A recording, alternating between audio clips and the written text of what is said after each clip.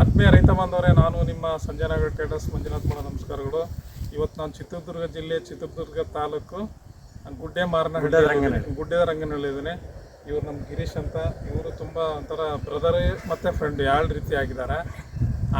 ಅವರೇ ಹೇಳ್ತಾರೆ ಸುಮಾರಷ್ಟು ವಿಡಿಯೋಗಳಲ್ಲಿ ನಾನು ರೋಗಗಳ ಬಗ್ಗೆ, ಕೀಟಗಳ ಬಗ್ಗೆ, ನಿರ್ವಹಣೆ ಪೋಷಕಾಂಶಗಳ ಬಗ್ಗೆ ಮತ್ತು ಉಳುಮೆ ಬಗ್ಗೆ ಸುಮಾರಷ್ಟು ವಿಡಿಯೋದಾಗ ಕೇಳಿದ್ದೀನಿ. ಬಟ್ ಇವರು ನನ್ನ ಬಗ್ಗೆ ಹೇಳ್ತಾರೆ ಮತ್ತು ನಾನು ಕೊಟ್ಟಿರ್ತಕ್ಕಂಥ ಪ್ರಾಡಕ್ಟು ಫಲಿತಾಂಶ ಅವುಗಳಷ್ಟೇ ಮಾತಾಡ್ತಾರೆ. ಗಿರೀಶ್ ಅವರೇ ಮಾತಾಡಿ. ನಾವು ಮಂಜುನಾಥ್ ಸರ್ನ ಒಂದು ಯೂಟ್ಯೂಬ್ ಚಾನಲ್ನಿಂದ ಮುಖಾಂತರ ಅವ್ರು ಭೇಟಿ ಆದ್ವಿ. ಸರ್ ನಮ್ಮದು 2022ರಲ್ಲಿ ಭಾಳ ರೋಗ ಬಿದ್ದುಬಿಟ್ಟಿತ್ತು. ಒಂದು ಸೆಂಟ್ರ್ ಪ್ಲೇಸಲ್ಲಿ ಭಾಳ ಗರಿ ಎಲ್ಲ ತುದಿ ಒಣಗ್ತಾ ಇತ್ತು ಮತ್ತು ಸುಳಿ ಎಲ್ಲ ಸಣ್ಣಕ್ಕಾಗ್ತಾಯಿತ್ತು. ಆವಾಗ ನಾವೇನು ಮಾಡಿದ್ವಿ, ಇವ್ರದ್ದು ಯೂಟ್ಯೂಬಲ್ಲಿ ನೋಡಿ ಇವ್ರ ಊರಿಗೆ ಕಾಂಟ್ಯಾಕ್ಟ್ ಮಾಡಿ ಸರ್ ಹಿಂಗೆ ಫೋಟೋ ಹಾಕಿ ಅಂತ ಹೇಳಿದ್ರೆ ಎಲ್ಲ ಫೋಟೋ ಹಾಕಿ ಎಲ್ಲ ನೋಡಿದ್ರು ಅವರು. ನೋಡಿ ನಾವೇ ಸರ್ ಡೈರೆಕ್ಟಾಗಿ ಬರ್ತೀವಿ ಅಂತ ಹೇಳಿದ್ವಿ. ಹೋಗಿ ಎಲ್ಲ ಔಷಧಿ ಎಲ್ಲ ಭಾಳ ಚೆನ್ನಾಗೇ ಕೊಟ್ಟರು. ಔಷಧಿ ತಾಂಬಂದು ಸಿಂಪಡಣೆ ಮಾಡಿ ಒಂದು ತಿಂಗಳಿಗೆ ನಮಗೆ ರಿಸಲ್ಟ್ ಬದಲಾವಣೆ ಕಾಣಿಸ್ತು ತೋಟದಲ್ಲಿ. ಆಮೇಲೆ ಲಾಸ್ಟ್ ಇಯರ್ 2023ಯಲ್ಲೂ ತೊಗೊಂಬಂದು ಹೊಡೆದೆ ನಾನು. ಅವಾಗೆಲ್ಲ ತುಂಬ ಕ್ಲೈಮೇಟ್ ಭಾಳ ಬಿಸಿಲಿತ್ತು. ಆದರೂ ನಾನು ಹೊಡೆಸೋಣ ಅಂತೇಳಿ ಹೊಡೆಸ್ದೆ. ಆವಾಗ ಮತ್ತೆ ಮೇಲಿ ಮಳೆ ಸ್ಟಾರ್ಟ್ ಆಯಿತು. ಮಳೆ ಸ್ಟಾರ್ಟ್ ಆದಮೇಲೆ ಗಿಡನೂ ಇವು ಒಳ್ಳೆ ಫಲವತ್ತಕ್ಕೆ ಚೆನ್ನಾಗಿದ್ದಾವೆ. ಬಟ್ ಇವಾಗ ಅವರು ಇಲ್ಲಿ ಒಂದು ಚಿತ್ರದುರ್ಗನ ನಿಯರ್ ಬಂದಿದ್ದರು, ಭೀಮ್ ಸಮುದ್ರ ಅಂತ. ಅಲ್ಲಿಂದ ನಾನು ಕಾಂಟ್ಯಾಕ್ಟ್ ಮಾಡಿದ್ದಕ್ಕೆ ಅವ್ರಿಗೆ ನಮ್ಮ ತೋಟಕ್ಕೆ ಬಂದು ವಿಸಿಟ್ ಮಾಡಿದ್ದಾರೆ. ಇವಾಗೂ ಸ್ವಲ್ಪ ಸಮಸ್ಯೆ ಇದಾವೆ ಅಂತ ನಮಗೆ ಅನಿಸ್ತಿತ್ತು. ಅದಕ್ಕೆ ಈಗ ಅವ್ರು ಬಂದು ನೋಡ್ಕೊಂಡು ಹೋದರೆ ನಾವೀಗ ಅವ್ರ ಹತ್ರನೇ ಔಷಧಿ ತೊಗೊಂಬರ್ಬೇಕಂತ ಎಲ್ಲ ಪ್ಲ್ಯಾನ್ ಮಾಡ್ಕೊಂಡಿದ್ದೀವಿ. ನೆಕ್ಸ್ಟ್ ಗೊಬ್ಬರದ್ದೆಲ್ಲ ಸಲಹೆ ಹೇಳಿದ್ದಾರೆ. ಅವ್ರದ್ದು ಒಂದು ಚೆನ್ನಾಗಿದೆ, ಒಂದು ಎಲ್ಲ ಥರದ್ದು ಗೊಬ್ಬರದ್ದು ಕೀಟನಾಶಕಗಳ ಬಗ್ಗೆ ಎಲ್ಲ ಗೈಡೆನ್ಸು ಚೆನ್ನಾಗಿದೆ. ಅಲ್ಲೇ ನಾವು ಔಷಧಿಗೆ 2 ಸಲಿನೂ ತಂದು ಅಲ್ಲಿಂದನೇ ತಂದು ಹೊಡಿಸಿದ್ದೀವಿ. ಅವರಿಂದ ನಮಗೆ ತುಂಬ ಉಪಯೋಗ ಆಗಿದೆ ಅಂತ ನಾನು ಇದರಲ್ಲಿ ಹೇಳಕ್ಕೆ ಬರ್ತೇನೆ. ಆಯ್ತು, ಏನಿಲ್ಲ, ರೈತರಿಗೆ ಒಂದು ಫೀಡ್ಬ್ಯಾಕ್ ಸಿಗಲಿ ಅಂತ. ಏನಪ್ಪ ಅಂದರೆ ಈ ಭಾಗದ ರೈತರು ಇವರಿಗೆ ಹೇಳ್ತಾ ಇದ್ರು, ಇವನೇ ಅಂದ ಅಲ್ಲಿ ಬಂದಾಗ ನಂಗೆ ಭಾಳ ಖುಷಿಯಾಗಿದ್ದು ಏನಂದರೆ, ಫೋಟೋ ಹಾಕಿದ್ರು ನೋಡಿದೆ, ಗೊತ್ತಾಯ್ತು ನಂಗೆ ಅಲ್ಲೇ. ಇಲ್ಲ ಸರ್ ನಿಮ್ಮ ಹತ್ರನೇ ಬರ್ತೇನೆ ಅಂತ ಅಂದರು. ನನ್ನ ಔಷಧಿಕ್ಕಿಂತ ನಾನು ಅವ್ರಿಗೆ ಭಾಳ ಮನಸ್ಸಲ್ಲಿ ಉಳ್ಕೊಂಡಿದ್ದೀನಿ ಅಂತ ನಂಗೆ ಅನಿಸ್ತು ನನ್ನ ಅಂಗಡಿಯಲ್ಲಿ ಬಂದಾಗ. ಸೊ ಅದೇ ರೀತಿ ತಗೊಬಂದು ಮಾಡಿದರು. ಬಟ್ ಅಲ್ಲಿ ಜನಗಳು ಅನ್ನೋರಂತ ಏನಂದರೆ, ಏನಪ್ಪ ಇಲ್ಲೇ ಬೇಕಾದಷ್ಟು ಅಂಗಡಿ ಅದಾವೆ, ಆ ಶಿವಮೊಗ್ಗ ಜಿಲ್ಲೆ ಶಿಕಾರ್ಪುರ ತಾಲೂಕು ಶಿರಾಳಕೊಪ್ಪಕ್ಕೆ ಹೋಗ್ಬೇಕು ಔಷಧಿ ತಗೋಬರಕ್ಕಂತ. ಪಾಪ ಬೇರೆ ರೈತರು ಹಂಗೆ ಅನ್ನೋ ತಪ್ಪಲ್ಲ. ಯಾಕೆ ಅಂತ ಅಂದರೆ, ಔಷಧಿ ಅಂಗಡಿಗಳು ಎಲ್ಲಿ ಬೇಕಲ್ಲ ಇರ್ತವೆ, ಔಷಧಿ ಕೊಡೋರು ಎಲ್ಲಿ ಬೇಕಲ್ಲ ಇರ್ತಾರೆ. ಇವರು ಹೆಂಗೆ ರಿಕಗ್ನೈಸ್ ಮಾಡಿದ್ರು ಅಂದರೆ, ಇವರು ಡಿಗ್ರಿ ಹೋಲ್ಡ್ರು, ಅವರು ಸುಮಾರಷ್ಟು ವಿಡಿಯೋಗಳು ನೋಡ್ತಿರ್ತಾರೆ ಇಂಥವನ್ನೆಲ್ಲ. ನೋಡಿದಾಗ ಏನಾಗ್ತದೆ, ಕ್ವಾಲಿಟಿ ಕಂಪೇರ್ ಮಾಡಿದರೆ ಯಾರು ಹೆಂಗೆ ಕಾರ್ಯವೈಖರಿಗಳು ಇವುಗಳ ಮೇಲೆ ನಾವು ಬಹುಶಃ ಅವ್ರ ಮನಸ್ಸಿಗೆ ಒಳಗಡೆ ನಾವು ಹೋಗಿರ್ಬೇಕು. ಸೊ ಅಲ್ಲಿಗೆ ಬಂದರು. ಮತ್ತು ಆ ಫೋಟೋಗಳು ಅವತ್ತು ನೋಡಿದ್ದಕ್ಕೂ ಮತ್ತು ಇವತ್ತು ನೋಡಿದ್ದಕ್ಕೂ ಒಂದು 80% ಸುಧಾರಣೆ ಆಗಿದೆ. ಇದು ಇಲ್ಲಿ ಕ್ಲೈಮೇಟಿಗೆ ನಾನು ಹೇಳ್ಬೇಕಂದ್ರೆ, ಇಲ್ಲಿ ಕ್ಲೈಮೇಟಿಗೆ 80% ಸುಧಾರಣೆ ಆಗಿದೆ. ಇನ್ನೊಂದು 20% ಸಣ್ಣ ಪುಟ್ಟ ಡಿಫೆಕ್ಟ್ ಇದ್ದಾವೆ. ಅದಕ್ಕೆ ಏನು ಮಾಡೋದು ಅಂತ ಅಂದರೆ, ನೋಡಿ ಇದು ಅಡಿಕೆ ತೋಟ ಒಂದ್ಸತಿ ಹೇಳ್ತೀನಿ. ಈ ತೋಟ ಏನಾಗಿದೆ ಅಂತ ಅಂದರೆ, ಆ ಕಡೆ ಅದು ಪಶ್ಚಿಮ ಭಾಗ, ಅಲ್ಲಿ ಏನು ಮಾಡಿದ್ದಾರೆ ಅಂತ ಅಂದರೆ ಬೇಲಿ ಮಾಡಿದ್ದಾರೆ. ಈ ಕಡೆ ಪೂರ್ವ ಭಾಗ ಫುಲ್ ಖಾಲಿ ಇದೆ. ಈ ಕಡೆ ಈ ಕಡೆ ಖಾಲಿ ಇದೆ. ಈ ಕಡೆ ನನ್ನ ರೈಟ್ ಸೈಡಿಗೆ ಈ ಕಡೆ ಖಾಲಿ ಇದೆ. ಮತ್ತು ಬ್ಯಾಕ್ ತೋರಿಸಿ ಈ ಕಡೆ ನೋಡಿ, ಈ ಕಡೆನೂ ಏನೋ ದಕ್ಷಿಣ ಭಾಗನೂ ಅಂದರೆ ಖಾಲಿ ಇದೆ. ಇಲ್ಲಿ ಏನಾಗೈತಿ ಅಂತಂದರೆ, ನಮ್ಮದು ಮಲೆನಾಡು ಬೆಲ್ಟು, ಅಲ್ಲೆಲ್ಲ ತೋಟಗಳು ಅಕ್ಕಪಕ್ಕ ಫುಲ್ ಇರ್ತವೆ.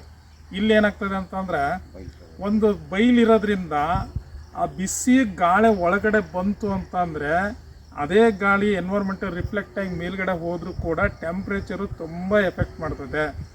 ಇಲ್ಲಿ ನೋಡಿ, ಆ ಬಿಸಿ ಗಾಳಿ ಒಳಗಡೆ ಫುಲ್ ಬಂತು ಅಂತ ಅಂದರೆ ಮಣ್ಣಿನ ತೇವಾಂಶ ಹೊರಟೋಗ್ತದೆ, ಬೇಗ ಡ್ರೈ ಆಗ್ತದೆ ಮಣ್ಣು, ಗಿಡಗಳಿಗೆ ನೀರು ಸಾಕಾಗಲ್ಲ.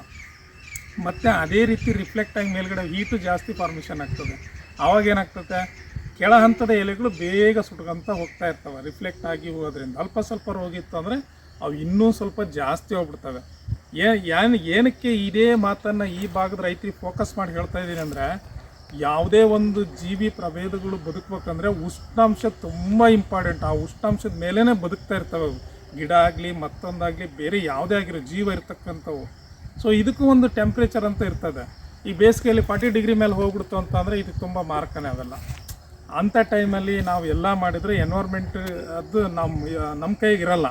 ಸೊ ಅಟ್ಲೀಸ್ಟ್ ನಾವೇನು ಮಾಡ್ಬೇಕಂದ್ರೆ, ಇಂಥ ಸಂದರ್ಭದಲ್ಲಿ ಸ್ವಲ್ಪ ತೇಗ ಗಿಡಗಳನ್ನು, ಅಕೇಶಿಯ ಗಿಡಗಳನ್ನು, ಅಕೇಶೆ ಬೇಡ ಬಿಡಿ. ನೆಕ್ಸ್ಟ್ ಅಂದರೆ ಅದಕ್ಕೆ ಬೇಲಿ ಆಗ್ತಕ್ಕಂಥ ಗಿಡಗಳು ನಿಮಗೆ ಅನುಕೂಲವಾಗ್ತಕ್ಕಂಥ ಯಾವುದಾದ್ರೂ ಹಾಕ್ಬಿಡಿ. ನೀವು ಅಶೋಕ ಗಿಡಗಳನ್ನು ಬರುತ್ತಲ್ಲ ಅವನ್ನೆಲ್ಲ ಹಾಕ್ಬೋದು. ಇಲ್ಲ ಅಂದರೆ ಅಡಿಕೆ ಗಿಡಗಳು ಹಾಕಿದ್ರೆ ನಡೀತದೆ, ಸಿಲ್ವರ್ ಹಾಕಿದ್ರೆ ನಡೀತದೆ. ಸೊ ಇಂಥ ಗಿಡಗಳನ್ನು ಹಾಕೋದ್ರಿಂದ ಅದು ಉಷ್ಣಾಂಶ ಕಡಿಮೆ ಆಗ್ತದೆ. ಮತ್ತು ಮಣ್ಣು ಪರೀಕ್ಷೆ ಮಾಡಿಸಿ ಅದರ ಅನುಗುಣವಾಗಿ ಗೊಬ್ಬರಗಳನ್ನು ಕೊಡಿ. ಅಕ್ಟೋಬರ್ ನವಂಬರಿಗೆ ಒಂದ್ಸರಿ ಕೊಡಿ, ನೆಕ್ಸ್ಟ್ ಜೂನ್ ಜುಲೈ ಕೊಡಿ. ಭಾಳಷ್ಟು ಜನ ಏನು ಮಾಡ್ತಾರೆ, ಯಾವ್ಯಾವ ಕೊಡ್ತೀರಾ ಆ ಬೆರಳು ಬರುತ್ತೆ ತೆಗಿಯಲ್ಲ, ಅದು ಬಿಡಿ ಬರಲ್ಲ. ಭಾಳಷ್ಟು ಜನ ಏನು ಮಾಡ್ತೀರಪ್ಪ ಅಂದರೆ ಗೊಬ್ಬರಗಳ ನಿರ್ವಹಣೆ ಅದೇ ತಿಂಗಳಲ್ಲಿ ಯಾಕೆ ಕೊಡಬೇಕು ಅಂತ ನನ್ನ ಕೇಳಿದರೆ, ಮೇ ಜೂನಲ್ಲಿ ಏನಾಗ್ತದೆ, ಮಳೆ ಕಮ್ಮೆನ್ಸ್ ಆಗ್ತದೆ. ಜೂನಿಂದ ಸೆಪ್ಟೆಂಬರ್ ಅಕ್ಟೋಬರ್ವರೆಗೂ ಮಳೆಗಾಲ ಇರ್ತದೆ. ಆವಾಗ ಏನಾಗ್ತದೆ, ಸೂರ್ಯನ ಕಿರಣಗಳು ಗಿಡಗಳಿಗೆ ಬೀಳೋದೇ ಇಲ್ಲ. ಆವಾಗ ಏನಾಗ್ತದೆ, ಕೃತಕವಾದ ಫುಡ್ ಇದ್ರೆ ಅಟ್ಲೀಸ್ಟ್ ತೊಗೊಂಡೋದು ಚೆನ್ನಾಗಿ ಬೆಳೀತದೆ. ಒಂದು ಅರ್ಧ ಗಂಟೆ ಬಿಸಿಲು ಬಿದ್ದರೂ ಸಾಕು, ಅದು ಟೇಕಪ್ ಆಗ್ತದೆ. ಅದೇ ರೀತಿ ಈಗ ಚಳಿಗಾಲದಲ್ಲಿ ಅಕ್ಟೋಬರ್ ನವಂಬರಿಗೆ ನೀವು ಗೊಬ್ಬರವನ್ನು ಕೊಟ್ಟರೆ ನೆಕ್ಸ್ಟ್ ಡಿಸೆಂಬರಿಂದ ಫೆಬ್ರವರಿಗೆ ಚಳಿಗಾಲ ಇರ್ತದೆ. ಸೊ ಅವಾಗ ಏನಾಗ್ತದೆ ಅಂತ ಅಂದರೆ ಅವಾಗೂ ಫೋಟೋಸಿಂಥಸಿಸ್ ಆಗ್ಬೇಕಂದ್ರೆ ಸೂರ್ಯನ ಕಿರಣ ಬೇಕೇ ಬೇಕು.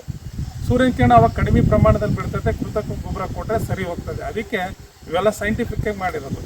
ಪ್ರತಿ 6 ತಿಂಗಳಿಗೆ ಒಂದ್ಸತಿ ಗೊಬ್ಬರ ಔಷಧಿ ಮಾಡಿದರೆ ಒಳ್ಳೆಯದು.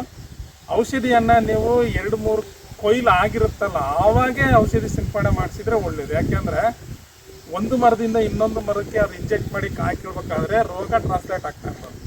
ಅಂಥ ಸಂದರ್ಭದಲ್ಲಿ ಇಡೀ ಹೊಲಕ್ಕೆ ಆವರಿಸ್ತಕ್ಕಂಥ ಸಾಧ್ಯತೆ ತುಂಬ ಇರ್ತದೆ. ಅಟ್ಲೀಸ್ಟ್ ಒಂದು 2 ಸರಿ ಕಟ್ ಮಾಡಿದ ಮೇಲೆ ಎಲೆಗಳಿಗೆ ಮತ್ತು ಹಿಂಗಾರ ನೆನೆ ಆಗಂಗೆ ಔಷಧಿ ಸಿಂಪಡಣೆ ಮಾಡಿಸಿ.